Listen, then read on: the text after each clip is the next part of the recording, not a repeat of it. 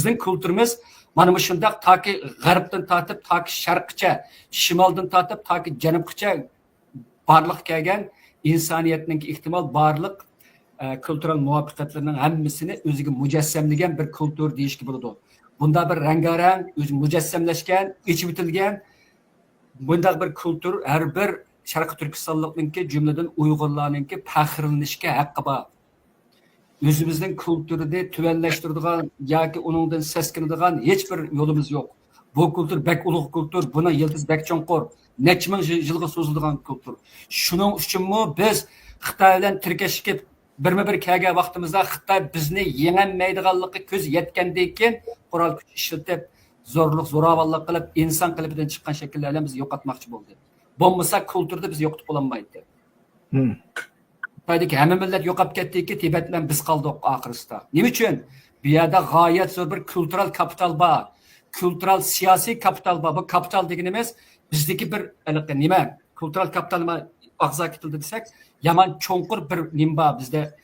Kultural bir boylik bor bizda. To'g'ri. Cho'nqur oqadigan bir manba bor bu yerda. Buni oldirab, zo'ravonlik bilan yoki bizni o'zimizga o'chkirishga tarbiyalash bilan yoki bizni o'ltirishdan tugatib bo'lmaydi. Bu kulturni o'ltirib tugatib bo'lmaydi. Agar bizni saqlasak, bizni bu kulturimizga chin yepishsak, bu kulturni hech kim yo'qotmaydi. Mening gapim tugadi. Rahmat. Buni bek cho'nqur nuqtadan deb berdingiz. Buningki hozir deganlaringiz oxirgisi bo'ldimi? O'ziningki ma'nosini topdi deb o'ylayman. Endi tarix masalasiga keldik. Bizningki hammamiz talash tartish qiladigan yatlar bizning dinimizga yezishga tirishib kelayotgan tariximiz bor. Boymisiz dedingiz. Sizning tariximizni chuqur o'zimiz yezishimiz kerak va chuqur tarix yezishimiz kerak degan bir gapingiz bor. Siz nima shunday deysiz? Buningga bir misol olayman. Bu 2016-yılғы deyman, Parijda 15-16 esimde qolmabdi. Parijda Uyg'ur jamiyati tarixi va kulturi temasida bir seriyalik yurishlik bir yig'inninki bir qismi o'tkazildi. Rasul Parijda. Shu yerda men 3-4 shu Sharq Turkiston tarixi va kulturi haqidagi ko'zi ko'ringan mutaxassislarga azroq saqlin taraf soldim. Bazı qarashlardagi, mening nazarimdagi cho'ltuluqlarni va xatoliklarni yoki bizningki nimamizni burmilib o'tganlik haqida dedim. 3-4ga. Uningda qiziqarligi Rossiyadan kelgan mutaxassislar ko'pdi. Ular asosan 1945dan u nersiga o'tmadi ular. Uning tövünni tadqiq qilib shuni deb turib oldi. Ularning jiq tishim patmadi, chunki Rossiyaning tadqiqotida hamda u boshqa bir tadqiqotga ular baktar doirada cho'nqib yo'q.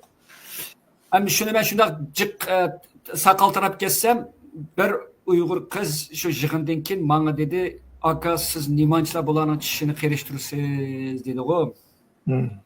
Men dedim,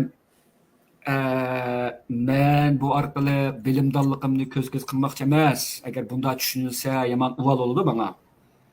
Ammo men shunday bir narsaga ishondimki, biz tarixdan beri obyekt bo'ldik. Tadqiqot obyekti. Boshqa ajnabiylar tadqiq qiluvchi subyekt bo'ldi. Endi biz buni o'zgartib, o'zimizning tarixini obyekt, o'zimizni shu tarixni kuzatadigan, xulos chiqaradigan va uni yozadigan subyekt bo'lmasak bo'lmaydi dedim. Chunki bunda deyishimning sababi azroq deb o'tib ketdim. Biz tariximiz, biz echinishliqi, bizning tariximiz o'rgatilgan tarix. Bizning tariximiz o'zgartirilib, Xitoyning o'zining manfaatiga xizmat qildirilish uchun yaratilgan bir xil tarix. Bizning tariximiz mahkumlashtirilgan bir tarix. Yig'ib aytganda bizning tariximiz istilo qilingan millatning istilo qilingan tarixi. Bizningki hurlikimiz, erkinligimiz, mustaqilligimiz boshqalarningki bizni so'lg'an shu tarixidan qutulib chiqishdan boshlanish kerak. Ya'ni biz o'zimizningki tarixini o'zimiz yezib, o'zimizni o'zimiz shu yerda bilishimiz kerakki, hech zamon boshqalarningki bizga yezib bergan tarixining ichida shu yerda asrga aylanmasligimiz kerak. Hamda bu nimada Xitoyninki bilimiz ta qadimdan tatib o'tganim azroq deb o'tib ketdim. Bu to'g'risida jiq takrorlamay, Xitoy uchun tarix intayin muhim o'rin turdi. Xitoy uchun tarix siyosat uchun, xallar uchun, podsholar uchun, jumladan davlatning manfaati uchun xizmat qiladi. Bu Xitoylarninki tarixdan beri tarixni siyosiylashtirish orqali o'zininki siyosiy maqsadini ishga oshirganligini bildirdi. Xitoyninki tarixi emas, Xitoyning har bir so'zidimi boshqalarni atash, ma'lum bir rayonni, xalqlarni, joylarni, hammani atashning hammasida bir irqiy, bir xam qarniyat va siyosiy bir qarniyat yo'shirilgan bo'ldi. Xitoyning hech qaysi bir ishda tasodifiylik yoki bu yerda bir xil nimelik yo'q, soddilik yo'q. Hammasini maqsad uchun qiladi. Mushundaq bir qo'rqinchlik, yolg'onchi bir millatning ostiga mustamlikasi tushgandek bizdek bir millatning oldi bilan qilmoqchi bo'lganimiz tarix Xitoy yezib bergan tarixdan qutulish, uni rad qilish, o'zimizning tarixini o'zimiz yezish. Hamda biz uchun hamda masalan Xaskini Twitterga yozib qo'ydim. Tursunjon Hezim deydigan bizning bir tarixchimizni Xitoylik avval bir kesib olib, hamda yaqinda yana muddatsiz kesibdi. Yazgınımda deganimdek tarix ilmi yoki tarix yezish Uyg'urlarninki qiladigan xizmatlarning ichidagi eng qo'rqinchli, badali eng og'ir xizmatlarning birisi. Anadekin yozg'ichilik. Bunda deyishimning sababi tarix yazsak, o'zimiznikicha yazsak, Xitoyninki mustamlik sharoitida beshimizdan ketamiz. Endiki gap chet eldagilarninkimi o'zimizninki tarixiga qaytadan nazar silib, o'zimizning tarixini haqiqati bo'yicha, o'zimizning maqsadi bo'yicha, o'zimizning manfaatini chiqish qilgan asosda, shuning bilan bir vaqtda o'zimizninki kelgusi uchun bizning avlodlarimizninki o'zining tarixini bilishi va uningdan faxrlanish uchun yozmasak bo'lmaydi. Albatta, tariximizning hamma qismi faxrlanarlik emas. Nurg'unlagan yirginishli qismlarimiz bor. Nurg'unlagan masalan bizdagi satqinlikqa to'lgan tarixlarimiz bor. Bo'lapmi Abba Xo'jadan boshlangan satqinlikni sanab tugatgili bo'lmaydi.